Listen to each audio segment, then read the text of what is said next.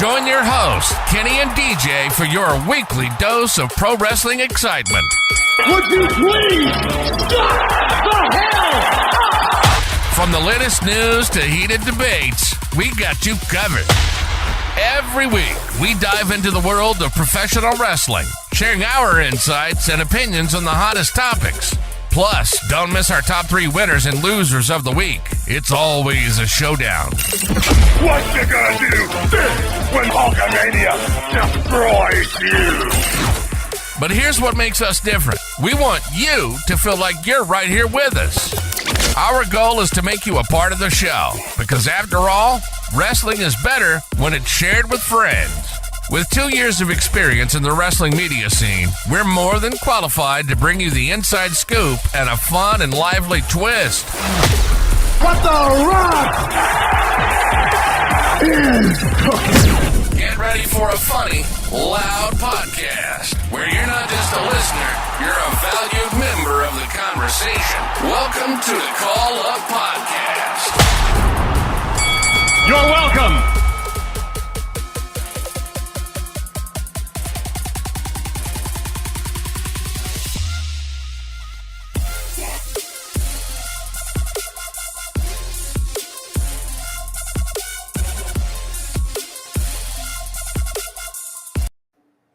Welcome on in. It is another edition of the Call Up Podcast. It's your boy Kenny. Now, normally I would say that's your boy DJ on the right, but DJ is not here right now. DJ's stuck in traffic right now. He said he's gonna be coming on in, but it is just me right here for the first part of this episode. What is going on, everybody? Happy Thursday if you're in the live chat right now. Happy Friday if you're listening to this. You're listening to the audio version. Hopefully you guys have a really good weekend. Getting ready for a big weekend next weekend as we get ready for Double or Nothing with AEW, and then we get ready for the King and Queen of the Ring in Saudi Arabia.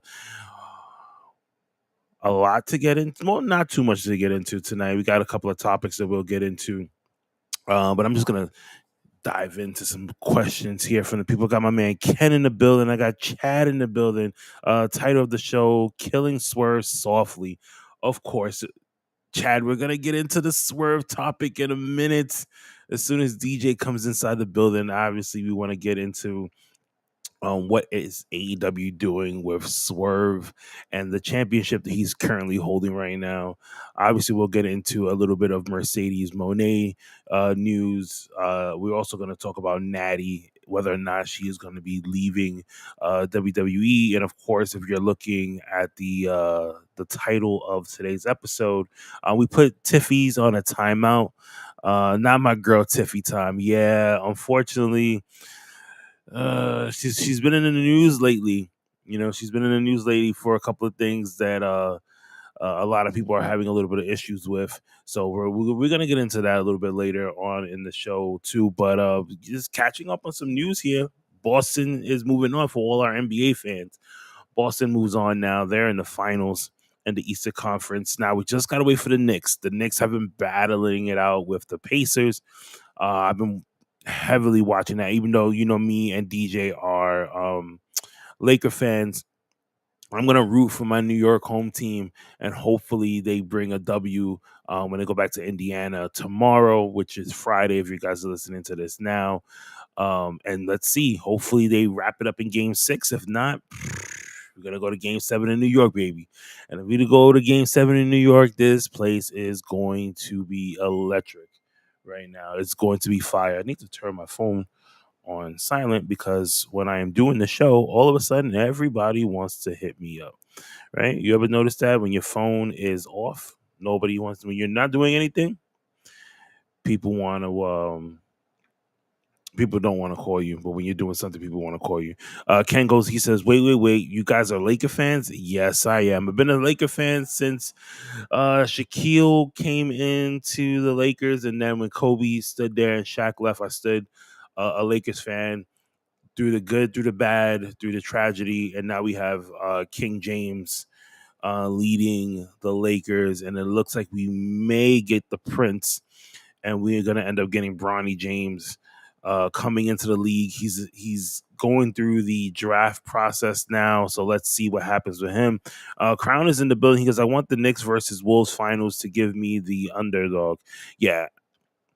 Listen, at this point, I definitely want to see the Knicks win. I want to see the Knicks make it all the way. It's been a very long time since the Knicks have been this close to a championship since the Patrick Ewing days of the Knicks, or maybe even Carmelo Anthony and Allen Houston. I'm floored. Let's go. I'm a Lakers fan too. Oh, Ken is in the building saying he's a Lakers fan. That is what's up. Definitely like my Lakers fans. I'm trying to get out to the West Coast someday to check out a Lakers game, especially because they have the Kobe statue.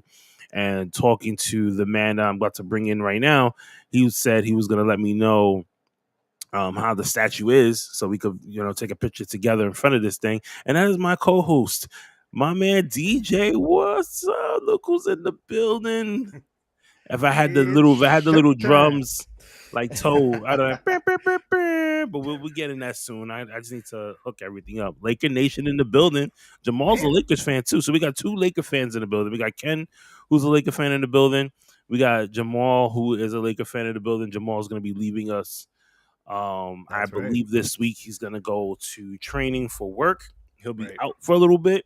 So definitely shout outs and safe travels to my man Jamal, who joins us every week. DJ, what's going on, man? Tardiness, bro. Tardiness. Hey, tardiness in the building, as they say back in the day when we was in school. Well, you know how your family is, how oh yeah. They call you, hey, I need a ride all of a sudden. Uh-huh. So here I am, even though they know, I tell them Thursday nights, y'all can't be calling me, but that they broke all that rule. And they said, I was like, I don't give a shit. I'm your uncle. Come get me. So come get me. I'm stranded. Yeah. So I'm your family. Right. So here I am. Like you said, late, but that's all right. We got when I was coming in, we got all these.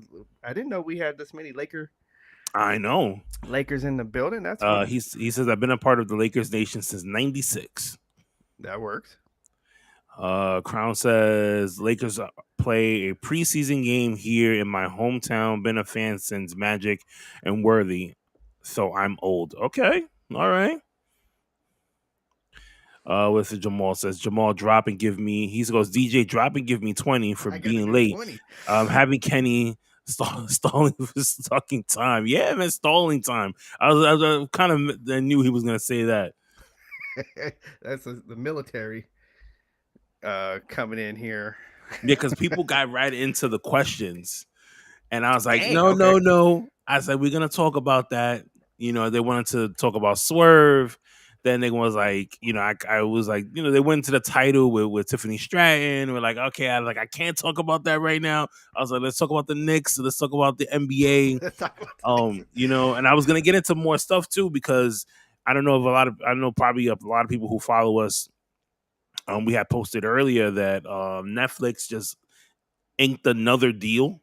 Right. They're gonna be showing a couple of NFL games. That's right. Starting this year, I believe there's 2 Thanksgiving games that they're going to be showing on Netflix as like a tester, and I think they're going to go full on in 2025, which is good and bad because I was talking to someone earlier, and I said it's a good thing because you kind of getting away from the TV, aspect of like CBS and ESPN and whatever other channels you watch the NFL, games on.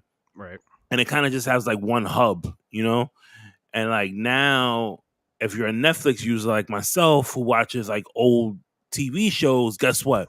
Now my subscription is going to go up because I'm already paying like $25 for Netflix. So imagine now, because I'm going to want to watch the NFL games. So they're going to be like, all right, well, we're going to have to charge you extra. Yep. Yeah, you're gonna have Raw and NFL. Yeah, that's right. WWE is coming there in January. Like, who they got the Tyson fight in July. That's right. Yep.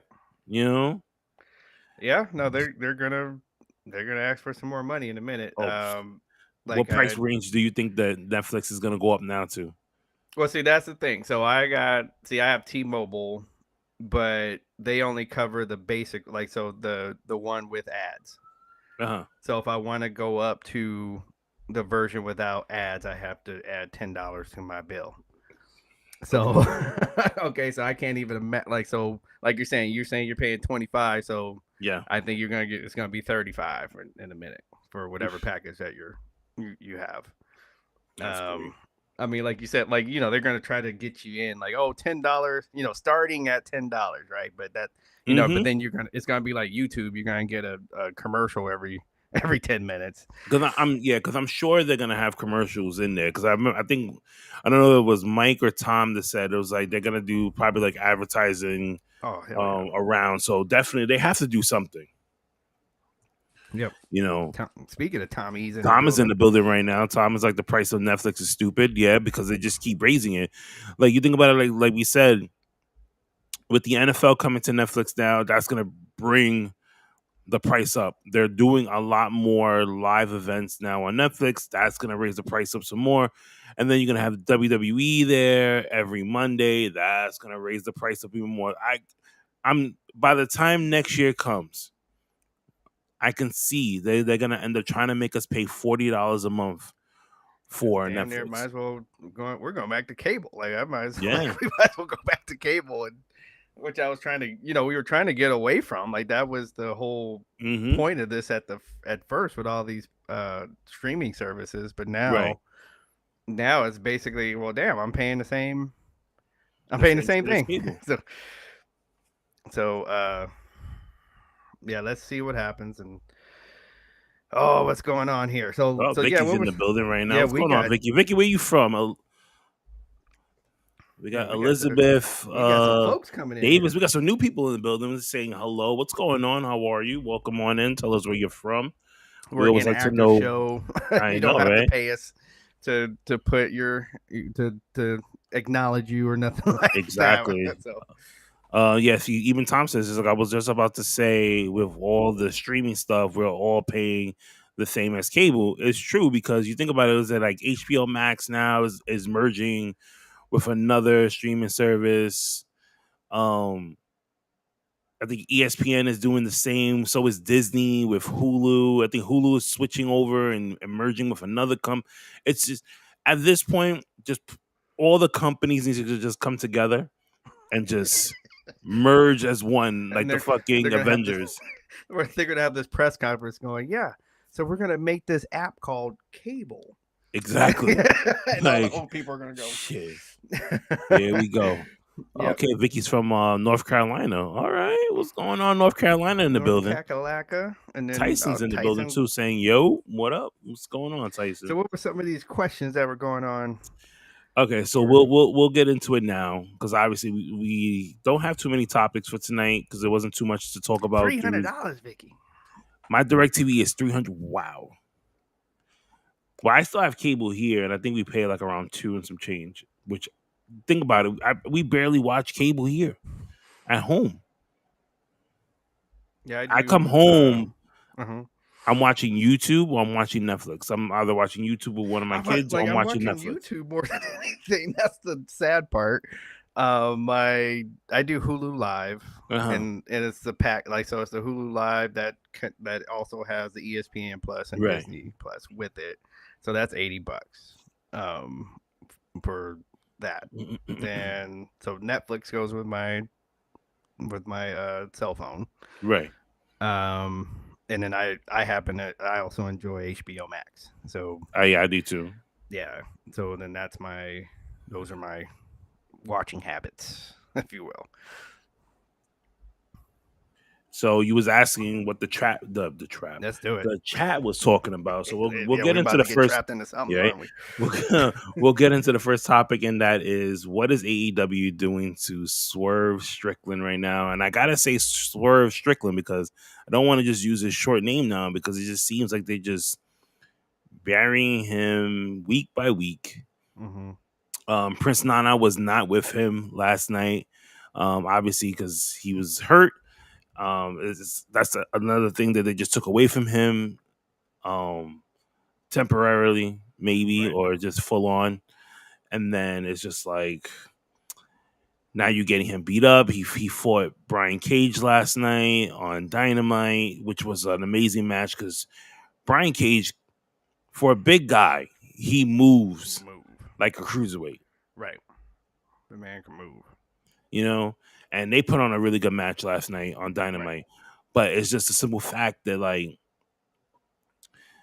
I don't remember through all the champions that they've had on AEW for a champion to wrestle this much and to be in these type of crazy storylines, because they didn't do that to MJF. They didn't do it to Kenny Omega. They didn't do it to Chris Jericho. They didn't do it to Moxley. I think maybe he wrestled a lot just because he was like the first one in, the first one out. Like, because he would have one match and then he's out. Mm-hmm. You know, so I could say like wrestling wise, probably Moxley, probably like the only champion that I remember that was constantly wrestling every single week. Right. Yeah, I think this is one thing that kind of bugs me. So, like you said, like he's, you know, I don't mind the champ fighting. Like that's not the issue that I have. Is that he looks like, why does he have to be so vulnerable? Like, why does like everybody get to get him? Like, you know, like what happened to champions that, no, this champion's a badass. Like if you're gonna step on him, you're gonna get punched in the mouth. That doesn't seem to. It just seems like anybody can just kind of waltz into the ring and I mean he's bleeding all over the place. Like in the last we just saw of him. Why? Like he's the world. This should be the top guy. Why is the top guy getting his ass whooped every other time we see him? Right. Come on, man. Like, so that's why I don't like how they're doing it. You know, can he have some, you know, some kind of, some kind of, you can't just come up to him and just hit him every time. Like, I mean, he's supposed to be like street, like let's just say a street smart. So why is everybody coming up and knocking him in the head? Yeah, you're right, because you think about it like this, like the way when he started off to become champion and how he was going after Samoa Joe and how he was doing stuff with Hangman and even stuff before when he was just with his initial crew, it made him feel like he was a street smart guy. Right. Like he's the guy that you don't want to mess with because he's going to one up you on something. You know what I'm saying? And those triple threat matches where, you know, he would like kind of get by in all those triple, like he was almost winning these triple threat matches because he would outsmart everybody.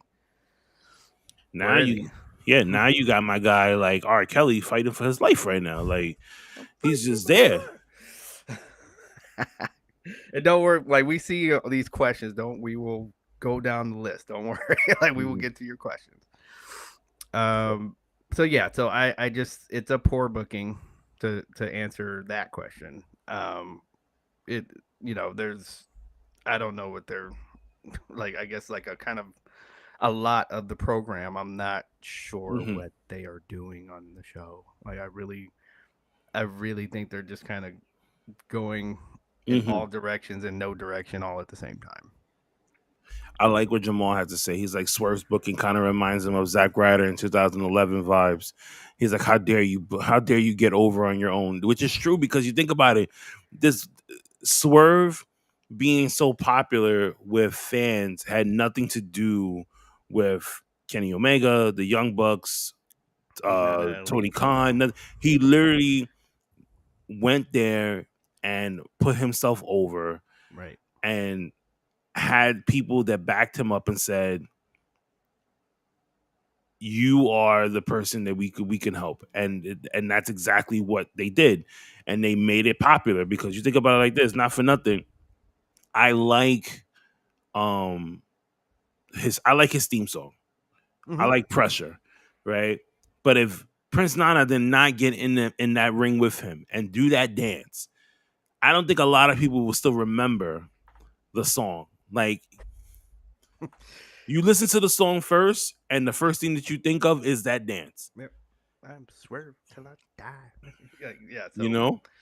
no, no, he did that song, man. Like that, and like right now, that and Jay song, Jay Uso song, I think is automatic. You could play it pretty much anywhere, and people will react. So yeah, let's see. I mean, it's one of those like I'm gonna give him a chance, but it's just kind of sad that like here's your world champion. He's not even. I don't feel like he's even one of the main storylines of the company right now. Yeah, because right now you have what team AEW versus what is it Team Elite or I don't Whatever you want to call EVPs. him. Yeah, exactly. So it's like they're more focused on that than more focused on your actual champion. Like we had some questions on that we'll get to, but yeah. So Vicky's like, And then we you know where saw we know where Vicky stands. She's yeah. I mean, you guys saw everybody saw the ratings were in before we got on the air. We can't get 700,000 people to watch the show, folks. Yeah, I don't know. Like they've tried, they're trying to try and get that million view, but it's not working for them. I just like I've because I go like what we do for the because we have some OGs in here and then we have some new folks. So what we and Kenny like to do, we like to go in and we read people's comments like on posts during the week, just to see take the pulse of what people are thinking. And I see a lot of folks that were initial like they were all elite when all this first started, and they liked the presentation when they first started. Like, oh, this is like an athletic event, and and all of that. And then it slowly turned into, okay, if you didn't wrestle in Japan. Like if you didn't wrestle the Bullet Club in Japan, it looks like you were not going to get any time unless like there's maybe like a select few that could get over if you like that weren't in the Japan posse. And then that seems to be here we are. It's like, so now they're force feeding this storyline that nobody's interested. Like, listen to the crowd. Nobody's interested in this storyline with the Young Bucks. But here's the thing: no one's interested in anything right now. I think the one thing that maybe people are interested in is Willow beating Mercedes Moné. Which did you hear the pop for that? Yes. I don't even think that they. I don't think that they're preparing themselves for that, because when Mercedes came out on Dynamite on Wednesday, that crowd was so dead that it was just like, okay, well, you're gonna have to carry your own right now because we don't know what to do with you. Right. And then Willow came out and the crowd was just, they were there. Yep. They love her. No, and then the pop when she put her through the table. Yep. I was like, wait, that was the biggest pop of the entire show. Yep. On the contract signing, on the contract signing of the episode. So, she's got go away heat. Like, let's say it. Like, she has go away heat right now. Like, it is. We're not it. Like, even people that are paying to go to AEW show is not really interested in Mercedes. Listen, it's only a matter of time if she does not get the crowd on her side next week at Double or Nothing. I see Willow still retaining this title. The only thing I could possibly think of that they'll give her the title next week is because they want that heat. Because now she's going to be cocky, Mercedes. She's already cocky now, but she's going to take it up another level. Ken goes, Sasha has let me down. Well, he's That's what saying her. He says Sasha. that's what happens, Ken, when you don't have the smoke and mirrors of WWE. You get exposed, and you get exposed hard. Yes. Unless you're a veteran in this game like Adam Copeland, you're going to get exposed. And your people are going to see whether or not you are a real talent. Mm-hmm. And that's what, like you said, like when you go away from the machine, can you still, are you still drawing? Right. Mm-hmm. So, like Jamal was saying, like it's her weak. Like, so WWE already knew her weakness was having her talk too much. Yep. Okay, that's why. So us not knowing, like we were always kind of down on scripts. Like he's like, oh, we're tired of wrestlers having scripts. Some folks need a script, y'all. Some folks need a script. Like some people, some of them just can't pick up a mic and do it. Yep. She showed that she can't do it. She needs a script. And I don't think they do scripts in AEW. No. So they'll give you talking points. Yeah. So she's in the deep end with the microphone right now. Yeah, Vicky, you're right, absolutely right. Vicky says you got to be good on the mic. Yeah. So, I mean, you got to. That's part of like for 100 years. Like this is a formula that's worked for 100 years. You got to be able to sell the match. We need a butt every 3 inches. Some of it is going to be you running your mouth to tell people why they should watch this match. She can't do it. AEW hire her WWE writer. That would be hilarious. Nah, so we got this writer just for you, okay? Because you're blowing it. Yeah, she didn't talk that much in Mandalorian. Nope, she didn't.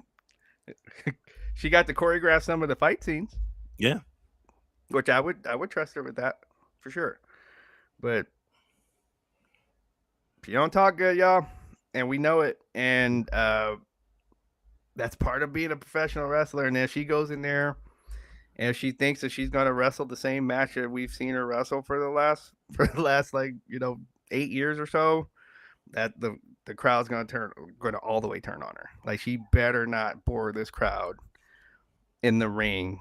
It's over. Then it's going to be, she's going to get draked. Yeah, because yes, I'm using Drake as a verb now. Because you think about it, going back to that promo with her and Willow, it was she tried to like pop the crowd a little bit, but it wasn't really going in her favor. Nope. But then Willow gets on the mic and she's like, when they talked about the New Japan strong match that they had for the title, what did she say? Oh, I walked out with the title. You didn't walk out at all. Man. I was like, ooh, and the whole crowd was like, oh, like they popped for it, and then she got smacked in the face. I was like, okay, that's it's typical wrestling 101. You know, they do something to you, you smack them in the face, or you start fighting. It's either or. You better do something. You better do something. What Chad got to say here? Moxley talked about how bad AEW is right now. Could we see Moxley leaving soon? See, I think Moxley likes the situation that he's in now, where like you come to Dynamite, you're basically working for AEW once a week. You can go to New Japan and bleed all you want, on the floor, and be completely fine. And that's comfortable for a lot of these guys because they think about it. You go to WWE, you're on a full-time schedule. They control how much money you're getting in, where you wrestling, who you wrestling with, who you talking to, what meet and greets you're doing, while AEW is more free. AEW is like the cool uncle. I can chill out with you once a week. I can go here. I can make my own money there. I really don't have too many restrictions. And then that's it. Yeah. Yeah. No, I mean, you can have most of your match be outside the ring and the referee's not going to count. No, he's not. I can't see it. Like, I mean, if it happens, like, I'm sure it will blow the roof off of whatever arena that happens in.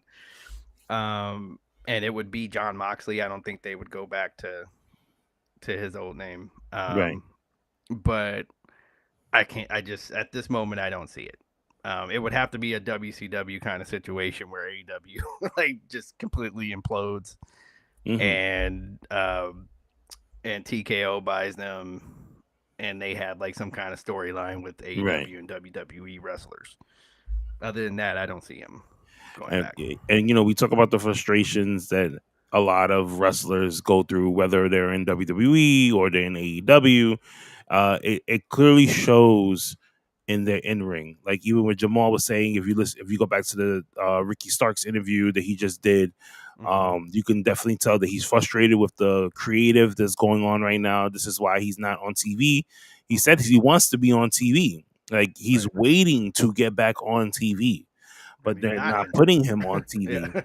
And then I think, and Jamal's on a roll tonight where he's just like, he's pretty sure that hanging out with Cody publicly probably did hurt him a little bit backstage. And you know how TK gets into his feelings, and maybe that's just like, you know what, I don't have nothing for you right now, but really like you're clamoring for him to be on TV, but now your feelings getting hurt because he's at WrestleMania screaming his head off, cheering for Cody winning the title. And meanwhile, we gotta somehow Jericho makes it on every week. Like that's the part that just. And what's crazy about it is, and speaking of Jericho, when he was on Wednesday, the whole entire crowd was screaming "retire."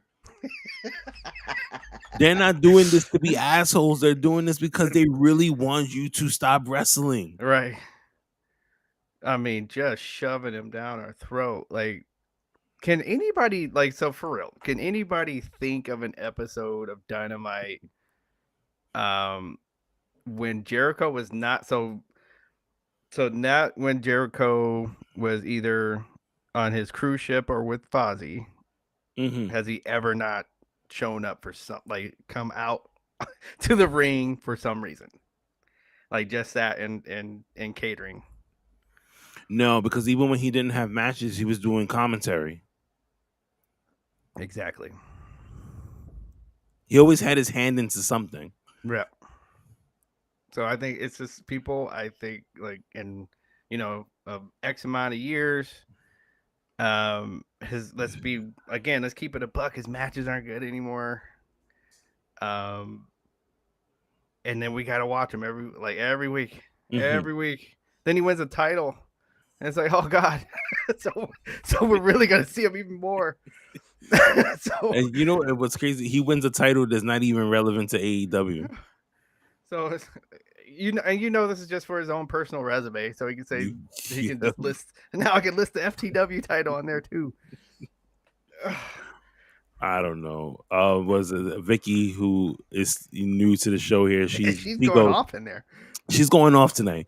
Ricky Starks needs to learn some more things. Yeah, it's true. But guess who's teaching Ricky Starks some new moves? Natty and TJ. Right. In their dungeon in Florida, which is the same place where Jade is always at now too. But if she's not at the Performance Center, she's at Natty and TJ's school down in Florida. And she's been, not for nothing, she's been great. Yeah. She adapted to the WWE system very well. I don't think their system is all that difficult. That's the thing that's kind of funny to me when people say, "Oh, I don't know if this wrestler could do it." He could. Just like again, it seems like their formula is saying, "Look, this is what works in the high school gyms, right? And this is what works when you're on national television." Okay, that's all it is. And then, so I just feel like there are some wrestlers in AEW that don't want. I think they're too afraid to not no. I need to do the very unnecessary high risk stuff to pop these 1,000 people. And it's not even worth it, ladies and gentlemen. I'm about to say, and it'd be in the middle of the match to like a dangerous move that transitions to nothing. Like that works in a gym. That does not work when you're talking about a weekly television show. So I think that's where we are. And unfortunately, I just really like. I think you're gonna see some people get hurt. Oh, Which we for have, sure. which we already have. But well, yeah. But let's see what let's see. Like it's gonna be interesting when some more contracts start to come up as well.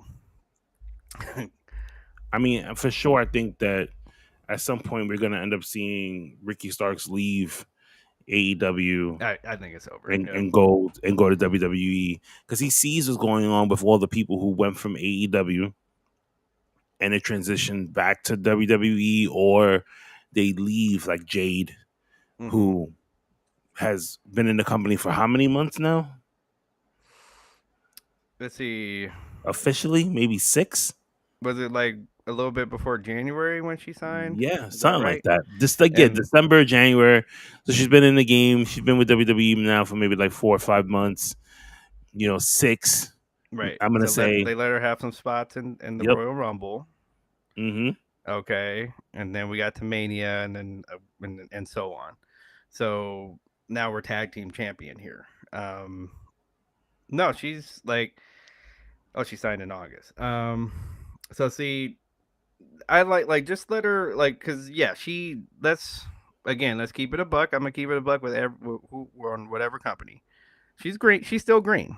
There's Mm-hmm. still some green there, but I still see improve. Like it's a willing to learn. Like it's one thing to be green and say I know it all, and I'm just gonna keep going out and doing the same thing, or to say okay, let me learn something. Like let me go learn something and at least try to improve every time I come out.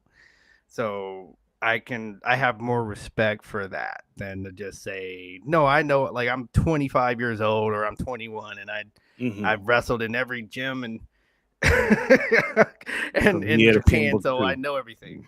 Okay, I don't know. bruv. Speaking of Natty and the good work she's doing, I saw that Natty has not signed a new contract with WWE, which scares me because she's been there for so long. Could there be a possibility for her to leave? I hope what this is that she's transitioning to being like the full time trainer. Right. Instead, like maybe she's like, okay, maybe it's time that I take a step back from the in ring performing and go full time into training. Because she's what? How old is she now? Like, is she like 40 now? I don't know. Let's look this up. Yep. Uh, And she's been. I mean, she's been in the game for a minute now. Like she was a diva. let's see. She is. Why don't they say her age here? This is crazy.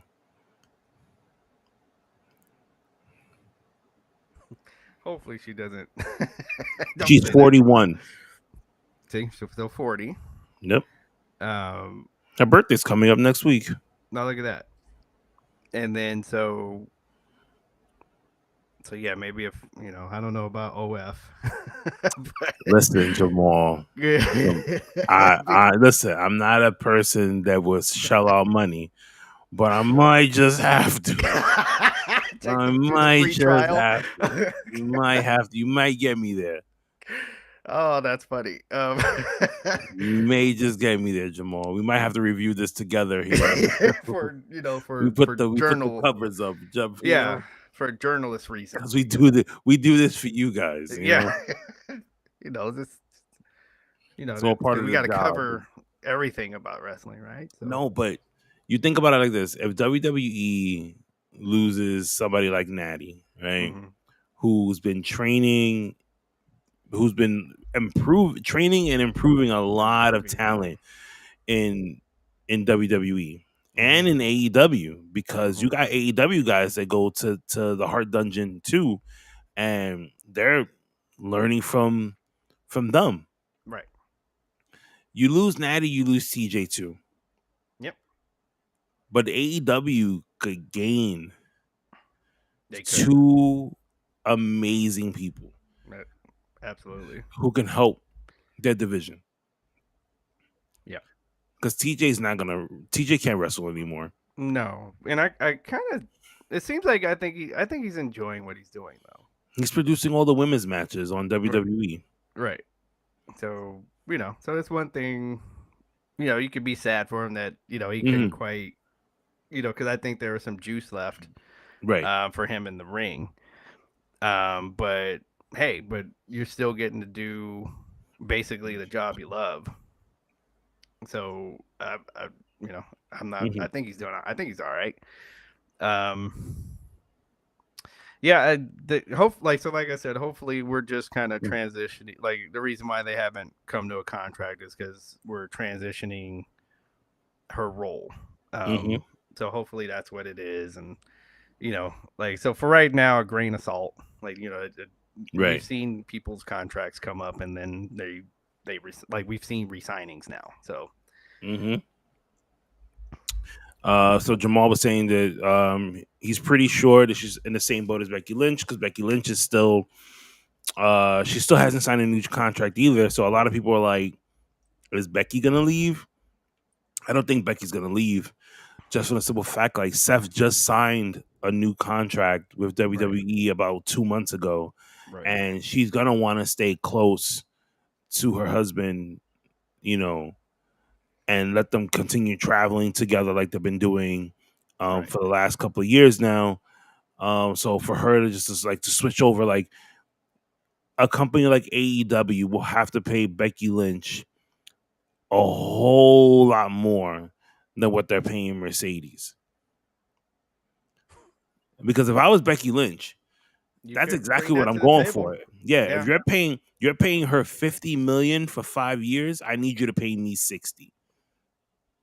I need 10. I need 10 more than her. Or if she just wants to really, she really wants to just kind of have some fun with this. Yeah, I need $50 million and $1, please. Yep. Like I need something, because you think about it like this: Becky's had a way better year than Mercedes. I think she's had a better couple of years, last 5 years. Yeah. That's that's gonna I'm not. It doesn't really fray me when contracts are coming up, because I think it's just us needing something to talk about, in my opinion, when it comes to contracts, because we don't know. Like neither do these dirt sheet people, right? So, and then they just swore that Drew McIntyre and Sheamus were supposed to be going to. They were supposedly all elite. Those those tweets went well, didn't they? Oh yeah. So that's what I mean. So just everybody chill out. But I like the question in the chat is like, if you had to only sign one, who would it be? Becky for what she can do on screen, or Natty for what her husband can do off screen? Natty. Not for nothing, I'm gonna go with Becky. Okay, I'm going Natty. Like, I think Becky wise, I pick Becky for the simple fact she can make you more money. Well, I can argue that, because I can say that with the training that Natty is doing, that those women can also make money, other people that she's training. But the thing about it is, can you guarantee that these women and men are actually going to stay? You can't. There's no guarantee for anybody, really. So, but I can guarantee you that Becky's gonna generate some money. Yeah, but I mean, you're saying that, but okay. So what about right now? So she won this title, right? And people were pretty stale on her winning this title. But she's putting Liv Morgan over right now. She's putting Liv, but yeah, she's giving her more time. What? She's giving her more airtime. Yeah. Yeah, I'm going to take the training, because in the long run, I'm going to I can duplicate what she's doing compared to one person. Nah, I can make a roster compared to one person. Becky is one woman. But I don't know if this is one woman who held the women's division on her shoulders for a good in while. the past. Still, in the past, like look at the roster now. Like so, the roster back then, you kind of needed her to do that. Right. You don't need that now. But they got names now. Right. Yeah, but the thing about it is, you think about it though, a lot of these women are attached to the Becky Lynch name. She's rubbing a little bit of the elbows there. She's pulling the John Cena when John was on his way out to Hollywood. Here we go with John Cena. You know what I mean? You know, you got she made the pathway for like what Vicky just came out and said, Rhea Ripley, to keep pushing the boundaries in the women's division and go a little further. What else can we do? Hey, Becky did this. Who else can we look into? Then you get the Rhea Ripleys, you get the Liv Morgans, you get the Nia Jax, you know, you get the Bianca Belairs, Io Sky. They all don't like, so that's what I'm saying. Those women can all wrestle each other. They don't have to go through Becky Lynch to have a name. I don't know, one way or another. I think at some point you got to go through that Becky Lynch train because they match her up. You got to go through one of the 4 horsewomen. No, that's on booking. Like, okay, everybody got to wrestle Becky now. That's booking. If she's not there, you're gonna tell me that all of a sudden that those women are not gonna be able to wrestle. If Becky's not on Raw, have a name. All right, put it this way: if Becky's not on Raw right now, mm-hmm. Who are you putting in that top position right now that can carry Monday Night Raw's women's division? So I'm trying, so after the draft, I get all jacked up about who's even on what show to be. So Nia Jax is not. Is she Raw? She's on SmackDown. Okay. So let's see, and so our Black Girl Magic is on SmackDown as well too, yep. Right? Okay. Let's see, Tiffy. Tiffany Stratton. No, she's on SmackDown too. So they put all of the women on, on SmackDown. You got the former NXT champion on Raw. You have Liv Morgan, who's still on Raw. So they Ripley is on Raw. Yeah. Shayna Baszler is on Raw. What's the other girl's name? Seems like Shayna Baszler kind of bounces from NXT to Raw. Right. It seems like. Because she's still doing work on NXT. Right. So they're going to keep her there for a while until they can figure out exactly what they want to do with her. Yep. Io Sky is Raw. Yes, the whole Damage Control is on Raw. So Damage Control is Raw. Yep. Okay. Tiffy is in timeout. We can talk about that in a minute. Yeah, Tiffany Stratton's thing is the last topic we have right now. So I wanted to continue with the whole Natty thing, but this was this is turning into a real good conversation as to we kind of wondering who could take that role, who could take the ball, as Ken's saying over here, and run with it, because there are people that you throw the ball to and they fumble somehow, some way, and next thing you know, they gotta call in the reserves, and here come Becky. Oh, and everybody's pissed because Becky Lynch is champion, or she has too much mic time. But you remember what John Cena said to Roman Reigns a couple of years ago? I could do this better part-time than you could do this better full-time. I'm here because you can't do your job. You remember that? Oh man! You talking to a John Cena? You talking to a John Cena fan here? I know the promo. I'm about to say, as soon as you said just like John Cena, I was like, oh boy. Here we go. Here we go. Now we're the women. Yeah, they're stepping up. WWE. They stepping up, but they get a little too comfortable. You gotta poke them a little bit. Oh, you East Coasters. The East Coast, we gotta you East Coasters with John Cena. Not Fruity for Pebble shirt and jorts. Don't make me come to the West Coast in a whole John Cena outfit. Meet you in front of your house. See, I'm laughing big boom because box. Just I'm a about big to say, boom box. yes, I'm laughing because I know you'll do it. That's why Yep. I'm laughing. Oh Lord. I'm ready to go to the next topic. All right. You brought John Cena into this. I got to bring my man John into this. Come on now.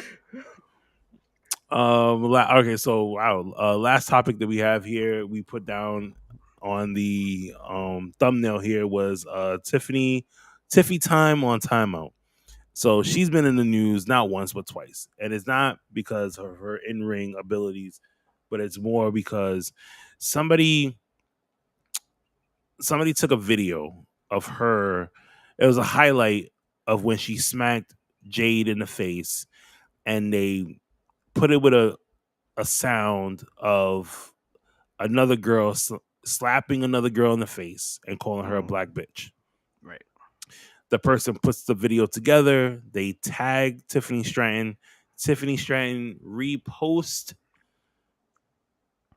the video on her stories on IG, and it causes a big uproar in the IWC. Mm-hmm. They started calling Tiffany Stratton racist. They were asking for WWE to take her off TV. There was a lot of chatter on the Black Twitter, as you say, But for me, I think it's just something of more of the maybe she didn't even hear the audio. Mm-hmm. She just saw the video, because sometimes you think about it, depending on the hour of the day, when you're looking at your phone, do you really sometimes listen to whatever sounds you see? You kind of you kind of notice the same video, and you're like, oh, I'll be nice and repost somebody's stuff, right? But you don't. And then afterwards, I guess when she found out what it was saying, she took it down right away. It's not something that she left up there for like hours or a day or whatever the case may be. Like the minute she found out about it, she immediately took it down and it was gone. Right. But unfortunately, the internet's forever. So yeah, of course, they screenshotted it. Right. It was all over Twitter. People were angry with her and she doesn't like black people. This is why they're putting her in these situations with Bianca Belair and Jade and all this other nonsense. But mind you, if you think about it, they're all friends. They're all hanging out backstage. When you look at Tiffany's videos of her on Instagram, they're all doing TikToks together. They're all on the planes together, chilling. I guarantee you right now, they're all going to Saudi Arabia right now, while everybody else is calling her a racist. I think we have a lot of people that need to go outside. But that's the thing that came to my attention. Go outside, y'all. I think some of y'all need to go outside. There's absolutely no way that this young lady is racist. Nor did this post make her racist all of a sudden. I think we have a lot of young people that hear words. Like I was even talking to my daughter about this. Like they will hear, whatever phobic, and then they don't like. I bet you most people don't even know what the word phobic means. But they'll say somebody is whatever phobic for whatever, because they don't like something, just because they said something that they didn't like. Go outside, y'all. Go outside. Go outside. Log off. Go outside. Or even better, if you don't want to go outside for whatever reason, you can go to a dispensary. You can get some gummies. You can get some nice green leaves. Okay, you can go back home and you can just mellow out a little bit. It's okay. It's legal. But you guys are going way too hard for something that is harmless. Any little thing. Did we forget the era of wrestling a lot of us grew up in? Did we not forget that there was an episode of Monday Night Raw Man, that Vince McMahon went up to my boy John Cena and said, "What up, my nigga?" Like, did we forget that? Booker T, did he just say that? Did we not forget? Did we forget that there was another episode on Raw where Vince McMahon literally told the whole entire Raw roster, if you're not Caucasian, you need to leave. Yes. Nigga said Mark Henry, Sean Benjamin, y'all could go. Yes. Y'all forget this? And people want to say they want the Attitude Era back. Yeah, like, y'all too sensitive if that happens. Right. Oh, bring the Attitude Era. And WWE is soft. Like, that's the other thing that people will claim is that, oh, they're soft. It's PG. Even though, like, anybody right now that puts in the comment section that WWE is PG, I'm like, that, okay, just tell me you haven't been watching. In the last, like, since the WrestleMania kickoff, without telling me, because PG is over. But yeah, they would not be able to stomach. They would not be able to stomach any of this stuff if they really let it rip. I can't believe it. I just can't believe how. I can't believe how soft we got. I can't believe, like, that's the thing that really, the people that are really on, like, 10 toes down. Oh shit, we need to cancel her, and like, for real, like, that's what you got. That's out crazy. Of this.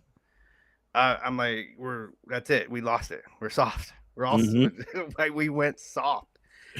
I can't believe how fast it happened too. Like, this is, oh god. Yeah. So we forget that people, like Ken was saying, Vince McMahon with the do-rag. Yep. Going around like he was in the hood. Yep. $1 million man paying people money to do crazy stuff. That black kid that they kicked the ball. You know, he was about to win the money, and he kicked the ball from the black kid. People would have erupted right now. Even Vicky talking about Flair being bloody and going, and still having lunch and dinner with these people in North Carolina. Like, this is stuff that we see. Crime Time era of WWE. Do we not forget with Crime Time doing those promos on Raw and SmackDown when they were trying to sell Triple H and Shawn Michaels stuff outside of the arena?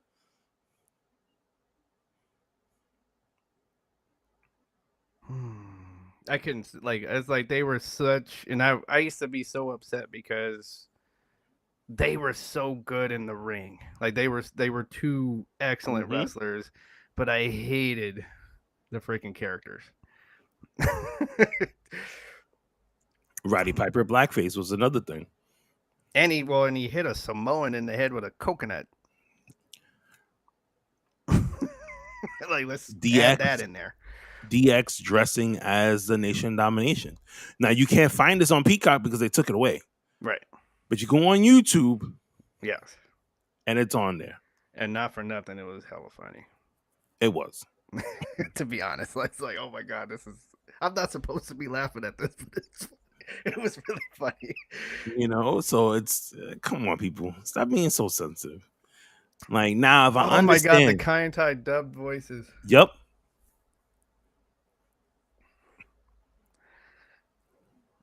I like Vicky because she's like hitting you with stuff from back in the day. Oh yeah, Billy Gunn and TNA. With blackface. Yep. And they were in the tag team that was androgynous. So let's calm down when it comes to Tiffy time and the whole racist thing, because she's not. And she took it down. Like, she's like, oh snap. Let me so everybody makes mistakes. Listen, man. Because there's been plenty of people that try to heckle Tiffany Stratton, whether it's in the ring, whether it's online, and she always snaps back. Always. Yep. But I haven't heard a peep from her since this happened. Oh, she can't fight all of this off. Yeah. On a keyboard. I think she can. You got to have that tough skin. I think she can. But oh no, just go in the ring and like just Yeah, she's not Tessa Blanchard. Yeah, now see that is a whole nother story because she was going around spitting in people's faces and doing all crazy stuff and coming out her mouth. Right. That's a whole completely different story. This one just, hey, I made him. Hey, I reposted a video that somebody tagged me in, and I made a mistake. I took it down. What do you want from me? Okay. Tessa, what a waste for like Tessa Blanchard is so talented. She is. I've met her a handful of times. Amazing girl. A waste. But I don't know. What really? Yeah. Ken don't know the story. Ken missed the Ken missed that era of Tessa Blanchard when she spit in homegirl's face. When she was with and all the trouble she caused on WoW, she made a girl cry, and she basically cost one girl her career and stuff like that because she was trying to like get her banned from mad stuff. Yeah, Tiffany Blanchard. Listen, she's a definition of bitch. It comes in a West and a women's division, bro. Like she ain't about hugging everybody and being everybody's friend.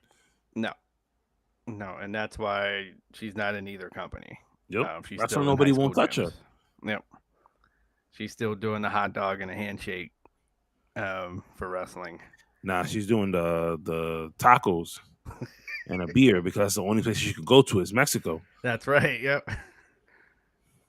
Because you don't see her about wrestling anywhere else. No, you don't. But then Tiffany Stratton goes right back in the news again. First, it was the whole Jade, thing, and then now they're saying that she's dressing too provocative. If I'm saying that right, provocative. There you go. Thank you very much, because my tongue was just like blah. No worries. That's what partners are for. Exactly. So now you had a problem with her. You say she was racist. Now you have a problem with the way she dresses in the ring. Like, she can't win this week. She can't.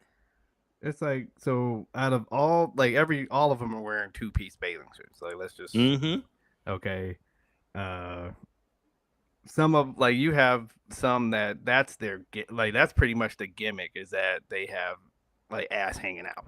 Like let's be real. We seen Bianca Belair do it. We seen Bianca do it. We seen like the AEW champ right now. Like come on now. We're watching ass cheeks out. We want to see them hips. Let's be real. And now like all of a sudden now Tiffany Stratton is too much. Oh, see, Ken only heard about Thunder Rosa. Oh, Thunder Rosa, like. Well, one thing about Thunder Rosa, I will say, like, Vicky says I've done it. Like, there you go. Vicky had the ass cheeks out too. Look, she admitted it to everybody here on the show tonight. First shift, one of those never have I ever people. That's how you get to know them really well. Yeah, but the things we find out on the show, So yeah, think about Thunder Rosa though. If you watch some of those matches, you can see like the other woman is like you can see like something happens and she goes, wait, are you not, or so you're not gonna, you can see her asking the woman like, wait, so you're not about to do what we planned. Okay. Yep. All right, I'm gonna fuck you up for real. Yeah. And then that's what's been happening with Thunder Rosa. Like when that was happening. And she, because she's an actual trained fighter, it was now everybody, so it was like kind of not fair because, she can really fight. So pretty much it was almost like wrestling Andre the Giant. You're going to do what I say because you can't do otherwise. So that's why people were mad. That's the real reason. But again, she apologized. Everybody went, after her back injury, we're back to where we are now. So exactly. And Tyson brings up a good point. He's like, have you seen female superstars from other companies' cleavage and boobs? Man, for days. It's true. Isn't there like a girl right now in the indies that like she basically dresses? No. There's somebody else. There's a Mexican girl.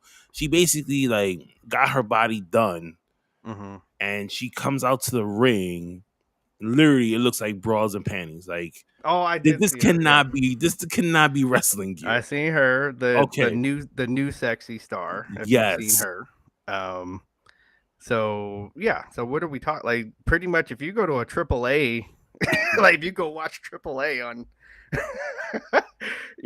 and there's a reason why AAA comes on at like 4 a.m. because when the females come out, it's like, whoa, can't have that going right now. There's kids out here. dude. Tony Storm makes out with other girls. Yeah.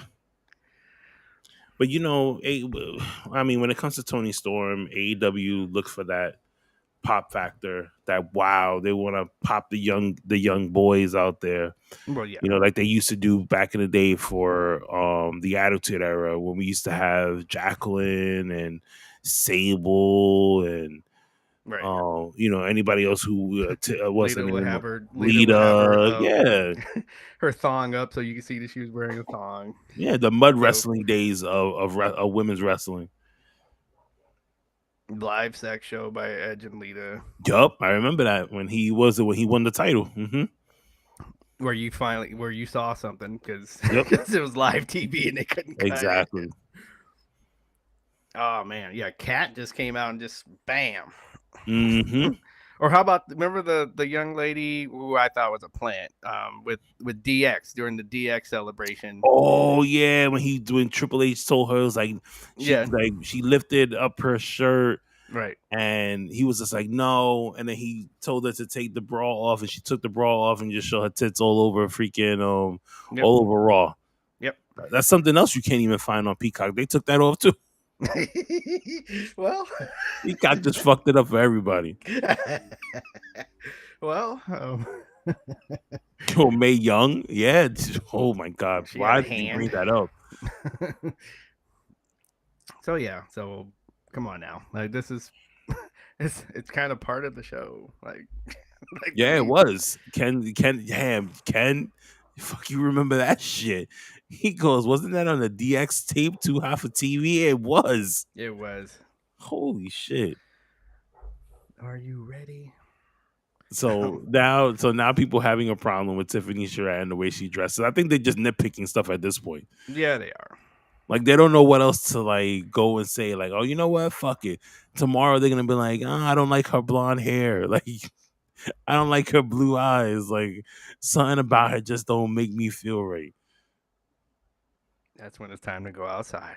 Yep, that's all. I'm gonna bet that 80% of this is from incels. That they're sitting all day long and waiting for Uncle Dave to have his next podcast or make up some more stuff.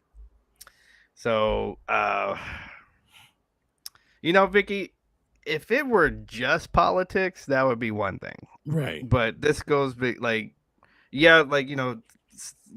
know stuff is hot in politics right now. We don't like this show. We kind of give everybody a break from it. Mm-hmm. But this is incels. Like this is neckbeard incels that they need something to complain about. Like that's what this is. Jamal. Hold on. I gotta put this on the screen. You gotta put it up there. I gotta put it on the screen and read it. So, but they weren't saying nothing about Mandy Rose, and then he goes, "Wait, never mind. That's what she got fired for." No, she actually got fired because of it wasn't the stuff that she was wearing on TV. It was the stuff that she was doing off TV, and there wasn't. I still feel that WWE fired her because she didn't cut them in on that money.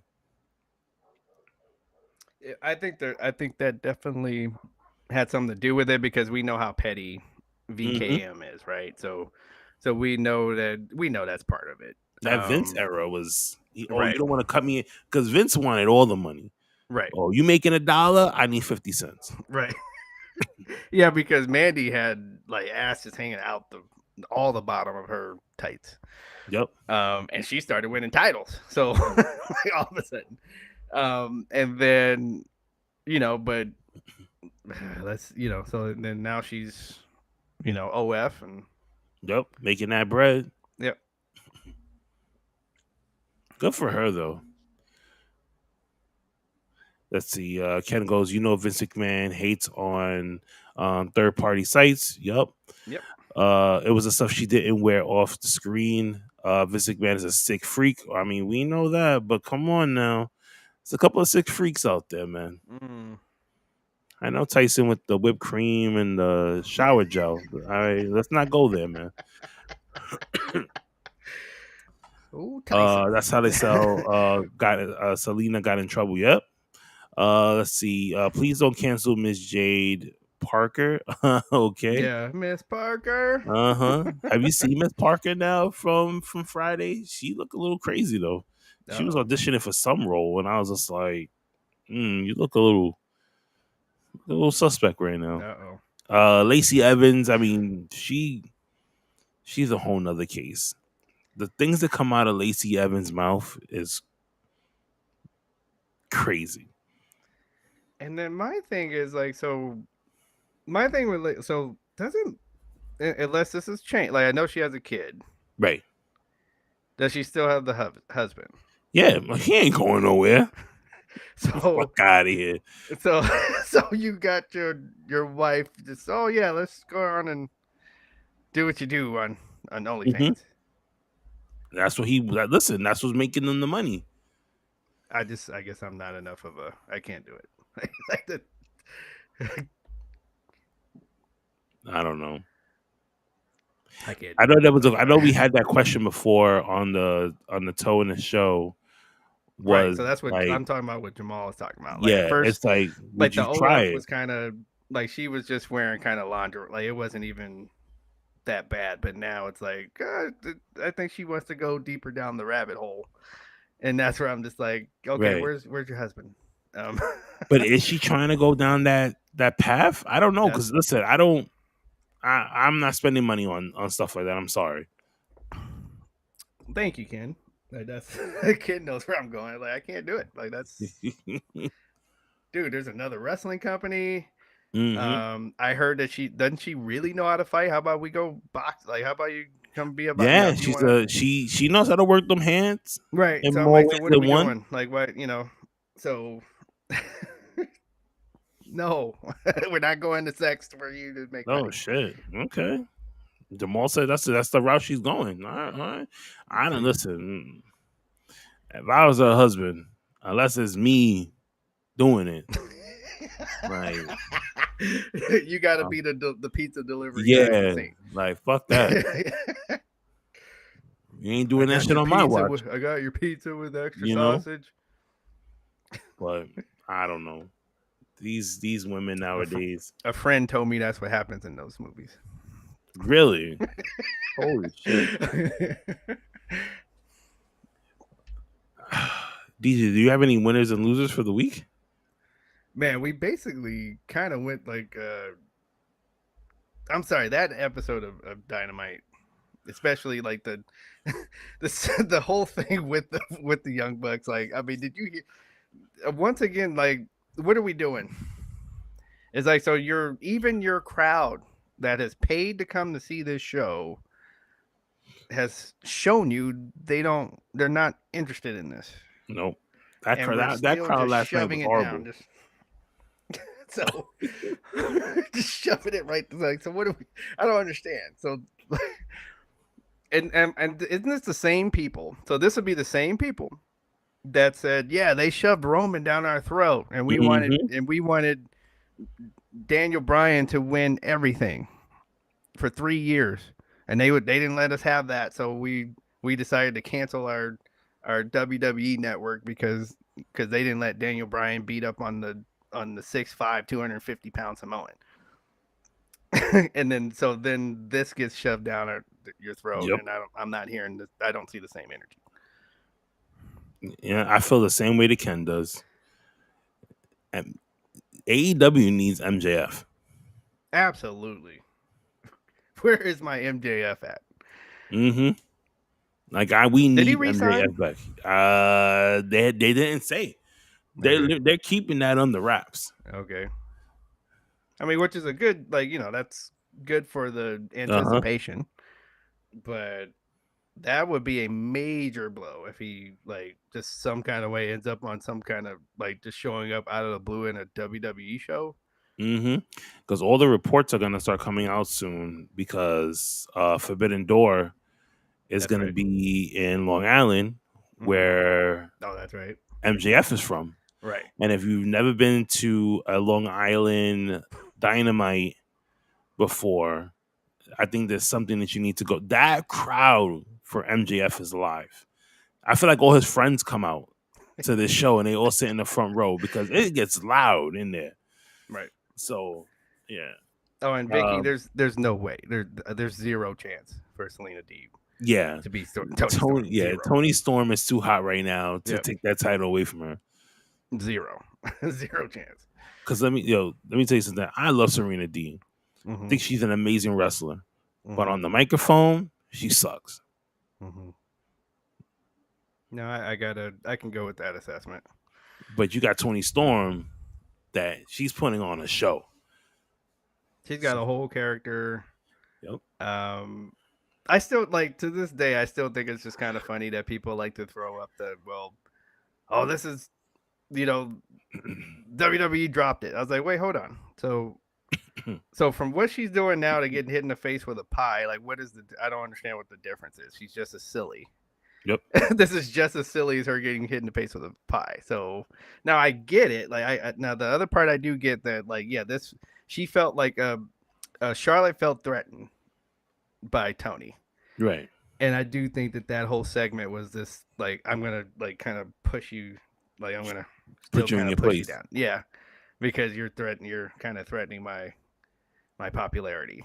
I get that part. But don't tell me, like, I don't buy that. I don't buy that they that they all of a sudden dropped it because she got hit in the face with a pie. No. No, I agree. And yeah, we know what the pie was representing.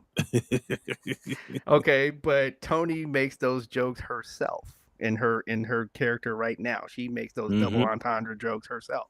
So that's why I'm like, that again, that wasn't it. That's not, it was more than just the pie.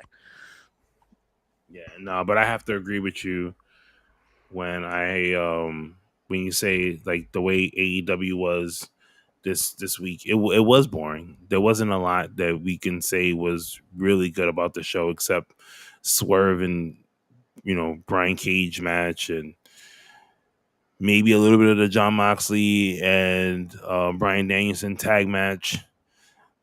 But everything else was just like I found myself at times looking away from Dynamite. You know what I mean? And so started watching something else. Like either I'd be on my phone or I'm like talking to my wife and we're talking about something else. And normally she's glued to the TV to watch Dynamite because she like loves AEW. And she was even bored. Right. She's like, you know what? I'm ready to go to bed. Oh, damn. Wow. That's not good. That's not good. Yeah, like I put up some more. I started doing stuff in the room. Like I put up, like that's when I put those pictures up. You kind of just turn the TV up so you can hear it. So if something happens, you kind of run back like, oh, wait a minute. What's going on here? Yeah, I did some Windex on the display over there. I was like, this is making me want to clean my room. Like this is yeah, no, so that was an L. I'm sorry. Like I and then so for everybody new on like that, because we might have a few new folks and some of the OGs have heard this. We don't hate the company. We just what I'm not understanding is, so when we say some things like this, and then you'll have an AEW stand come up and say, "Well, you're hating," and then give you all these excuses. I'm like, okay, instead of giving me these excuses, how about we fix it? Okay, it's obviously not working. Like you got the number is going down, so that means it's not working. So something I'm saying is correct. So why don't you use the same energy and go to, like, you guys love TK's Twitter profile. Talk to him. He listens to you. Talk to him. This ain't working. I don't need you on TV. I don't need the Young Bucks to be the tag team champions anymore. And I think enough if enough people do it, he's gonna change his mind. Yes. Sure. Vicky was doing her laundry while AEW was going on. So that's crazy. I'm not alone. Swerve doing a Drew McIntyre. No, I'm not alone on this. And we'll be back eventually. Yeah, I can see that too. I can see Swerve going back to WWE. Oh, it's gonna after a while he's gonna be like, all right, so I can at least go back and ask for a bigger contract and more time.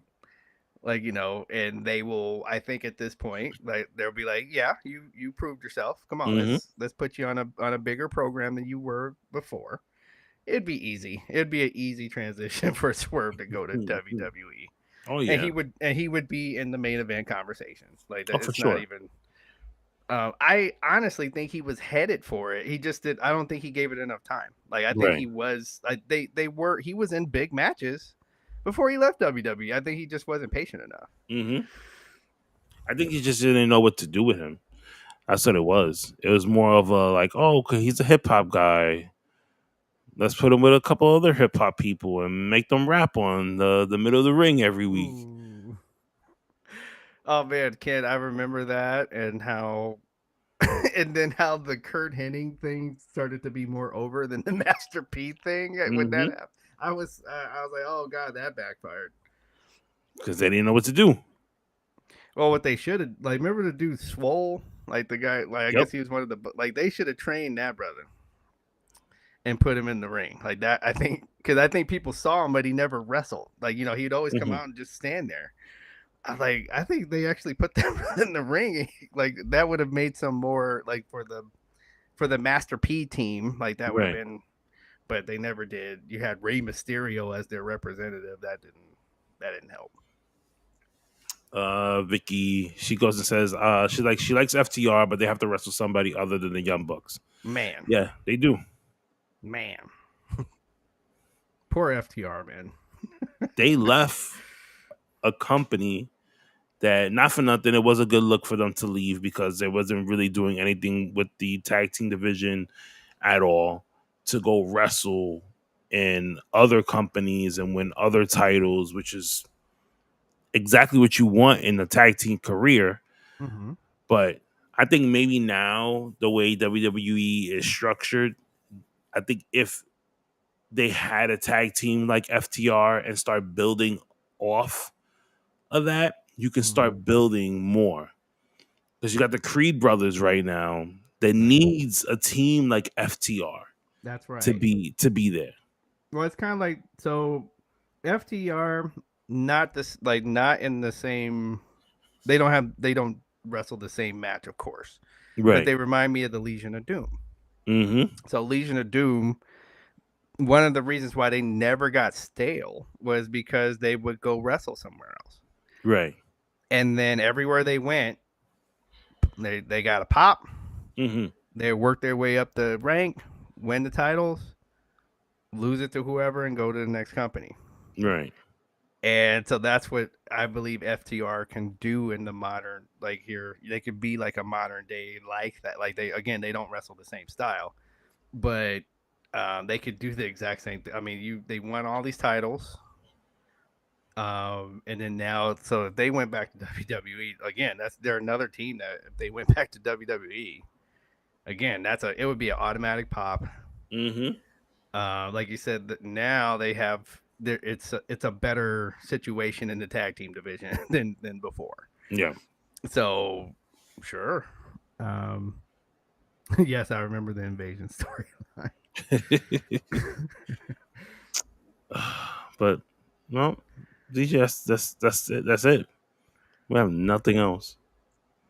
I want to I do want to thank it. Like, so on a slow week like this, we kind of we want to play off of you guys' comments. So this was great. The comments is what really helped the show out tonight because we only had like 3 topics, but everybody else in the chat was just like throwing in ideas and and had their comments and stuff like that. So it definitely was. If I'm TK, I'm trying to recreate that. Yeah, I would too. I would definitely try and recreate that and see what we can do. But TK is, I can't even say he's in his own mind, but I think more or less, like, he definitely, like we said it week after week, he definitely needs help. Because it's just turning into what he would personally want to see, especially in the main storylines, and then I can just kind of tell he just lets the locker room decide what happens in the middle of the card, and that's what it looks like to me. Oh, wait a minute! See, we can't leave now because there's more in the chat to talk about now. So okay, so Vicky goes and says, she said we could talk all night. All right, Vicky's one of those. You give her a couple of drinks, and she's gonna be talking to you all night. You're gonna be like, yo, Vicky, man, it's 4:00 in the morning, man. I gotta go. Yeah. Like, oh, wait, come on, just one more minute. Yeah. You gotta talk. What's it? Jamal's like, wait a minute, we didn't talk about the bloodline. Yeah, damn, the people. Okay, I'm all that's true. So, man, I'm loving it. People are like, I'm loving. Yeah, I'm loving the Bloodline 2.0 right now. Just to the simple fact that you don't know at the end of this where Roman is gonna lie. You know what I mean? Because it's like Paul Heyman says he hasn't spoken to Roman. Paul Heyman took Roman Reigns out of the draft. Right. But then Solo is like, oh, I spoke to Roman Reigns. And he said that I'm the new tribal chief until he gets back.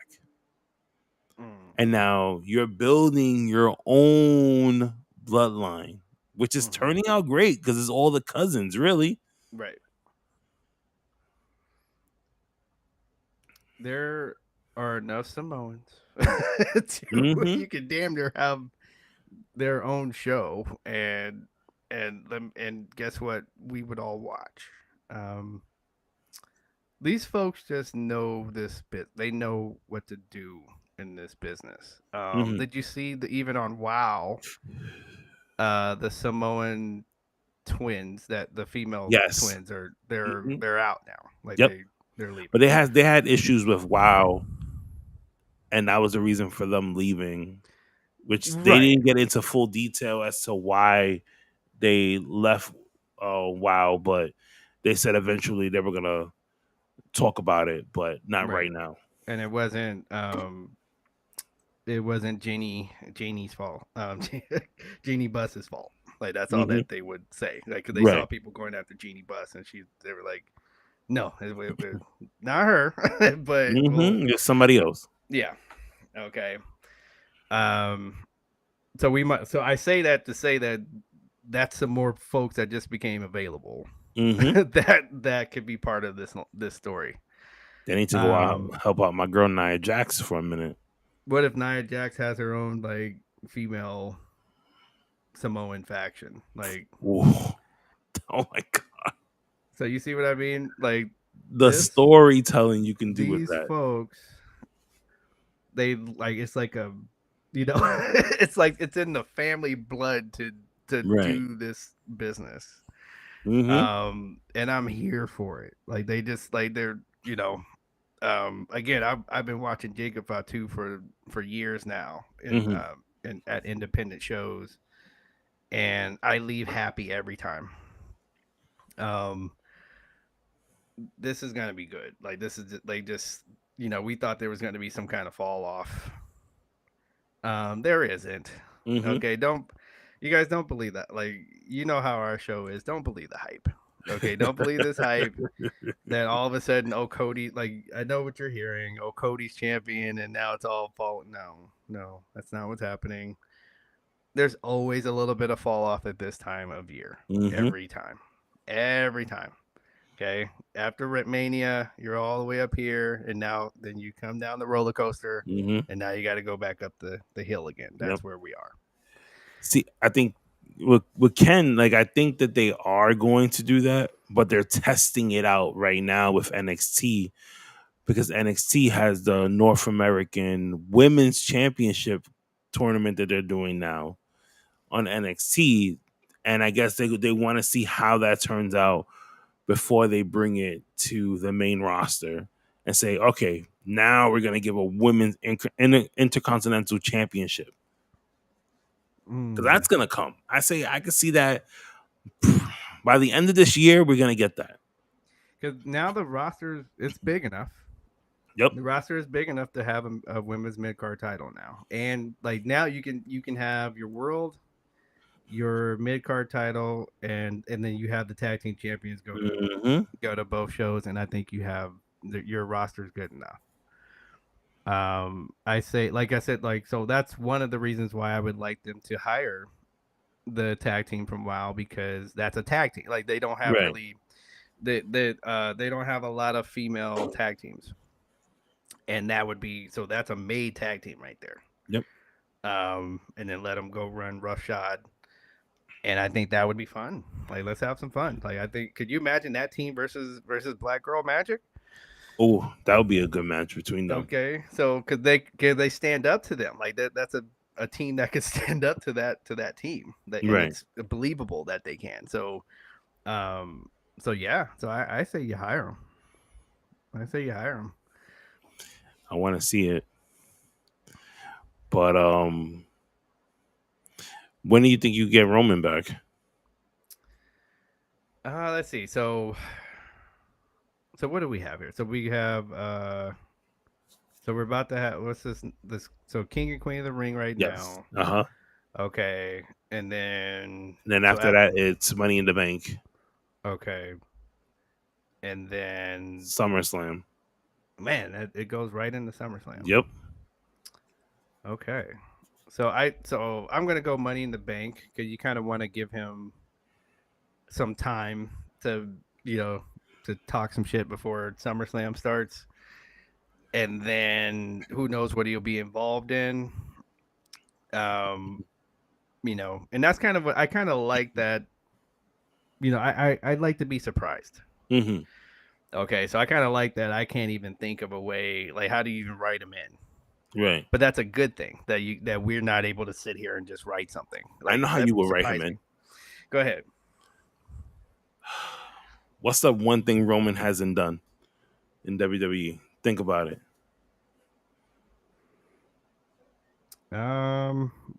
Let's see. Besides, so he's never, of course, been. I don't think he's been king. He hasn't. He's never been King of the Ring. Right. There's two things he hasn't done yet. And then has he never won Money in the Bank? Yep. It just seems like he's won. Yeah, he's always won. All he has to do is pull a Brock Lesnar and put himself into the Money in the Bank at the end and walk away champ. Walk away Money in the Bank winner.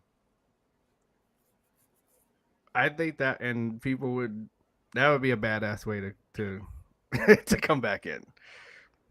Because you could take the title from Cody if you want to. You want to get your championship back, or you can take the title from whoever is World Heavyweight Champion. I kind of think in the story for me, he would want to beat Cody. It's like, no, I need to beat him. Like he beat me, I need to beat him. Right. So I can see him, like you say, like it might even cause friction that he won't even allow anybody else to beat him, to beat Cody. Like, so now he's starting to even kind of interfere in Cody matches. Right. It's like, no, I'm beating him. You're not. You guys don't get to beat him. I'm beating. But isn't that the same way the storyline is for WWE 2K? Like, he gives up the title, you win the title, he comes back and he starts taunting you that he's gonna take the title away from you. Yep. They need to use that in real life. And people like, so like, you already kind of got us. We already like this storyline. Like, you can present it, we would be there. Like, everybody would go with it and be hyped for it. And then you have this underlying story of the bloodline that's not quite, they're not quite solid, so that you have that storyline still there on top of having the Money in the Bank case and Mm-hmm. Cody being champion, you have all of that mixed in. So I like Jamal's comment because he goes, Brock joins the bloodline. So Oh, if you haven't played the game, right? In the video game, there's a part where Roman is on the screen and he's talking to you, and you think that it's going to be him that comes out, and all of a sudden Brock comes out and the rest of the bloodline, and they whip your ass. And you see that Brock Lesnar joins the bloodline. Now, I don't have WWE 2K because I'm waiting, because I don't have the time to sit there and play the game, because I really want to sit there and devote some time to play this game and not just buy it, download it, and then it kind of just stays on the PlayStation for a good while, and maybe like the kids will play it a little bit here and there. So they watch like all the videos online. And when I saw that, it made me a little itchy. I was like, man, maybe we should buy that game tonight. You know, but then it's like, oh my God, you got a baseball tournament here, basketball tournament over there. We ain't got time. Yeah, we ain't got time. But they got some really good stories in this game that can transition to real life, and let them do it. You know, and I kind of want to see it. They have a good problem. Mm-hmm. is what I'll say there. Like now, it's kind of the as you can see, like this is the difference between. So when you have one company that you have a good, like AEW has an excellent roster, Right? but the issue is like we're talking about TK writing things. It's like, so you're not really writing them. You're just putting out there what you want to see instead of writing something. Mm-hmm. So once it happens, so right now, what's going to happen at the next pay-per-view? You're going to get Mercedes Moné is going to win a title. Ospreay is going to win a title. Mm-hmm. They just walked in, and they just walked in. They're going to get a title. Okay, now what? And then what did you just do to the people that lost these titles? What do you like? That's the problem. Like, he just kind of, they're not gonna have anything. Let's just give everybody a title who I think should have one. You know, because just like how IWC, like you have these fringe wrestlers. Oh, WWE's like not doing right because this guy didn't win a title. Like right. You know, I'm old enough to where I didn't get participation trophies, so I don't see why everybody needs. I don't see that. I don't see, like, to me, a wrestler does not need to win a title for me to think that he's having a good career. That my brain doesn't work. You just got to be first, like my man Ricky Bobby. So I mean, because how'd they do it in here? It was like, let's say your team won the championship, right? Won the Rec League championship. So only the championship team, each player got like a trophy almost as tall as you, right? And then everybody else got the McDonald's gift certificate for the Happy Meal. Mm-hmm. You get the Big Mac for free. Okay, and then nobody was mad about that. It was like, all right, no, I'm gonna get that next year. Like, that's basically how we dealt with it. Okay, right? Not everybody getting, oh, let's give everybody. No, I didn't grow up that way, so that's why I don't understand having 19 titles on your on your program, and everybody's got to be a champion to be good. Right. And then Vicky was like, you know, she thinks some of them is going to hold it for like way too long. And it's true, because a lot of people at first was just like, okay, Roman's champion when he did the whole heel run. And then it just went from 1 month to a year to another year to another year, where there was a video that I seen online. Sorry. That the kid was like 3 years old. And he was born the year that Roman won the title. Okay. And now the boy was crying because he is a Roman Reigns fan and Cody won the title. Well, I mean, just, okay. So think about it, like, so I'm old enough where, so the first wrestling match that I watched, it was it was a match right before Hogan and Iron Sheik.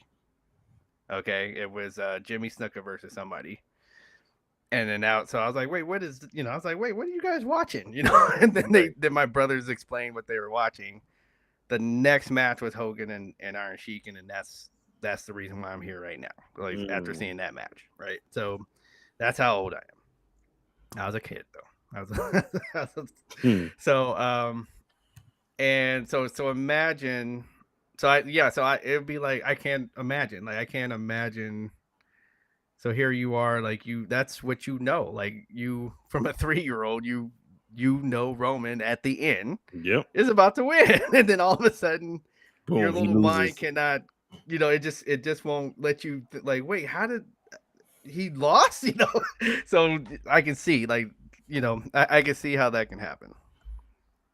Poor kid. He's still having nightmares of Cody winning that championship over Roman. I mean, I still remember Dave Hebner, counting the 3 on Hogan, even though his shoulder way up, and he's still 3. And we're like, wait, what? I missed the Iron Sheik with his Twitter comments. Every day was like, fuck that jabroni, piece of shit, Hulk Hogan. It was go ahead. No, go. Oh, just like with Sheik, like, so it's fun. It's hard to tell, right, Ken? Because I remember, as you say that, I remember the day that Warrior passed away. Mm-hmm. And then Sheik even did a video. He did a small video saying, hey, that was a work that I was saying that I hated you. Like, so, and then he wished him, to rest in peace. So who knows? Like, who knows if that was real? What I was gonna say was, like the day he passed away, you didn't see too many like R.I.P. Sheik or whatever. Everybody was just like, not. I mean, you seen it, but everybody, you see more of the, we're gonna keep your memory alive, and everybody posted, I hate Hulk Hogan post in memory. It was funny. I did it. I know I did that. Oh, that's funny. It was funny. I followed that train. Yep. I mean, because he didn't do, like, how he was famously, like, the AWA promoter wanted him to break Hogan's leg and then bring the WWF title to AWA. Yep. So he didn't do that, even though he probably could have. So oh man. So DJ. Yes. Next week you will not be here. You will be out of town. Yep. Next week, me and the gang here will go over what we think may happen at Double or Nothing and for King of the Ring. Really quickly, I'll throw some matches at you. And you tell me, like, what do you think is going to happen? Who do you have winning King of the Ring? I had a feeling you was going to ask me that. For now, I think I got to go with Gunter. Okay. At the moment, he just seems really hot. Vicky is asked him. She's holding the tag rope, and there you go. She wants to get tagged in. But yeah, I think Gunter is, like, he just seems like he's ready to win this thing. That's what it looks like to me. You got Cody Rhodes versus Logan Paul, title versus title. Who do you got? I think we see Cody win this thing, and then the next, like, so I think they're seeing that these tournaments are a hit. Okay, they're seeing that these tournaments and the tournament matches, people, like, they really gain an interest. So I see Cody winning this, and we have a U.S. title tournament after this. Let's see. We have Becky Lynch versus Liv Morgan. You know what? I'm gonna go. This is where I go out. I'm gonna go out on a limb. I'm gonna take a chance here. I'm gonna go Liv. Okay. All right. Taking a chance. This is just to see if we get something. Let's get a little curveball here. Swerve versus Christian Cage. Swerve wins it. Kind of feel like Christian is gonna win this one. Which it would be a huge mistake, which I can see them doing it. But I'm just gonna go. I'm gonna hopefully the better minds take over here, and Swerve keeps the title. Let's see. I know there's Sami Zayn versus Chad versus Bronson Reed. I think I gotta go with Chad. I think so. I think it's his time. Yeah, I think he proven to everybody that he's ready, and he's ready. So I think he wins this thing. We got to see Sammy have his moment. Mm-hmm. Okay. So now I think it's Chad time now. Popeye's Biscuit Drew McIntyre versus Damian Priest, aka the Gay Undertaker. Yeah, that's jacked up. Whoever. That's fucked up. Whoever gave him that nickname, though. Yeah. I think Damian holds on. And we continue to see more cracks into the Judgment Day. Mm-hmm. To eventually, I think even SummerSlam, we probably have Finn Balor versus Damian for the title. I'm just trying to see off the top of my head because I'm just I don't have everything here in front of me. That's it for now. I think there's probably other matches that we have to go with. Toni Storm versus Serena Deeb. Yeah, like we told Vicky, I think there's zero chance. And again, this is nothing against Serena Deeb, but I don't see her beating Toni Storm. Tyson likes my nickname for Drew McIntyre. He's like, that's a better name. It's a lot of people that like that. Do we see CM Punk interfering in this? Are they going to bring him all the way to Saudi? Absolutely. I think he'll even be at the announce table for the match. Ooh, that would be something. That would be something. That's something they definitely need to do. Yes. So, guys, that is the end of the show here. So next week it will just be me and you guys because DJ will be off out of town having a good time. We will be here discussing King of the Ring, giving our predictions. I know DJ will send me his predictions in and I'll read them off to everyone here, and Vicky will most likely tag in and she'll give me her predictions on everything. You never know, it'll probably end up getting her on the screen so she can tell me two of her predictions.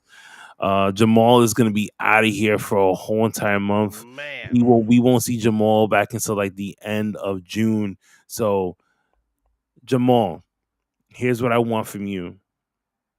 When you come back, I want you to send me a DM, whether it's on Facebook or on Instagram, just letting us know that you're okay and everything worked out. And then when you come back, because you're gone for so long, we want to invite you on the show. Yes. Because we want to hear from you. We want to hear your story. We want to hear how it went for the whole entire month that we didn't hear from you. All right. And then we can go over a little bit of wrestling that you've missed for the month. Because I don't know whether or not you're going to be able to watch some of the programming. Tyson is still going to be in the building with me next week. So next week will be a fun show. It'll be me and everyone else that's normally with us here. Vicky, please come back again. Because you are a ball to be with here. And yeah, let's just get into the shout outs. So first, obviously, shout outs to the Knuckleheads Network. They have shows every single day from 9 a.m. Oh, shit, I could see that if nobody was really working. From 9 p.m. to 12 a.m., they have everything from wrestling to comic books to sports to real life relationships. And then we have the Fake Cave podcast that for $1 a month, they could pretty much find you any kind of figure you actually want. If you join a Patreon, that gets you into the Fake Cave Facebook group, where there are tons and tons of people that are there buying, selling, trading, and collecting different action figures. My man Big Hirsch is in the building. He always comes in at the end. I gotta talk to Big Hirsch, and we gotta get him on the show too. Shout out to Big Hirsch and Big Hirsch TV. He's been doing a lot of good work out there. He has a sneaker drive that he's doing. He's putting together. So if anybody has like old basketball, tennis shoes, or kid shoes that you guys don't want and you're thinking about throwing away, and they're in good condition. What I mean, they don't need to be brand spanking new, but we don't need shoes that have an odor. Just go and say yeah, or have holes in it. I'm about to say the sole's so thin you can step on bubble gum and tell the we don't want it to. We don't want the soles to be looking like used tires. You know what I'm saying? Right. We want to see the grains in the sole. So if you guys have like some old sneakers that you guys want to deal with, please reach out to me or DJ or Big Hirsch on Instagram, and we can collect the sneakers from you, and then we could distribute it to people who really need, new sneakers. Because there's a lot of kids out there that need sneakers. There's a lot of adults that are coming into different parts of the city, like in LA and New York, that need sneakers. Like it's getting bad out there. So let's just help these people out. That's why I always promote Big Hirsch, because he's always helping people. Yeah. He has a big heart. Man. He has a big heart. Yeah, times are hard. Anybody want to shout out? Well, I mean, before we continue the shout outs, like in case you haven't done this already, but don't forget our folks at SeatGeek. Because times are hard, and like if you use the code to call up on your first order, you can save $20 if you go ahead and put that code in on your first, if it's your first time buying tickets with them, and they will take $20 off. So yeah, let's shout them out. So we had some folks I remember so we had Tommy come in here for a minute. We had Ken. I remember we had a new listener, Isabella, say hi a little bit. We had Vicky stay in the building. She was from all the way from North Carolina, North Kakalaka. And then I remember Hassan was telling us. Oh yeah, Hassan, his niece's birthday. Happy birthday! Happy birthday! Juan, thank you for coming in. And then we already know Jamal. We know Clown. We know.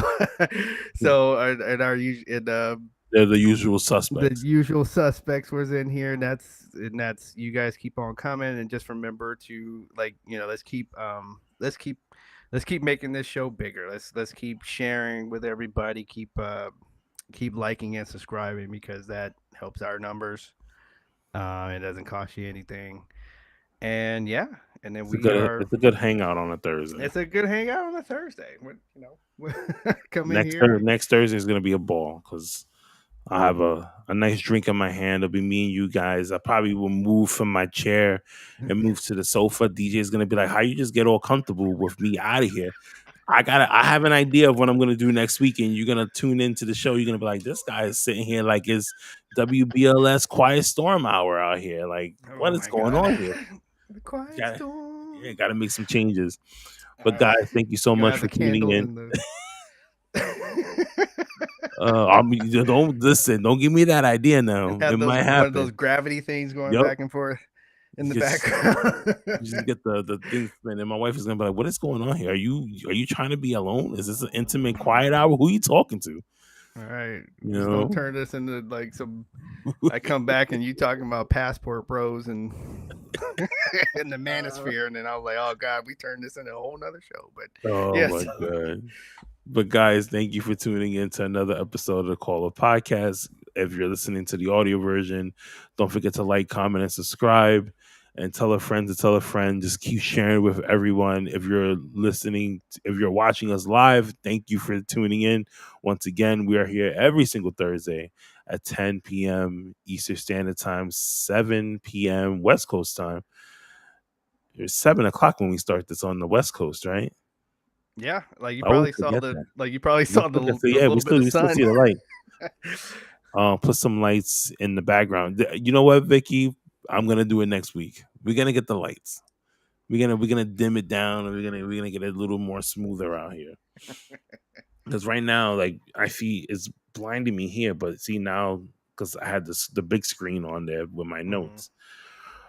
But that is it, guys. Thank you so much for tuning in. Until next time,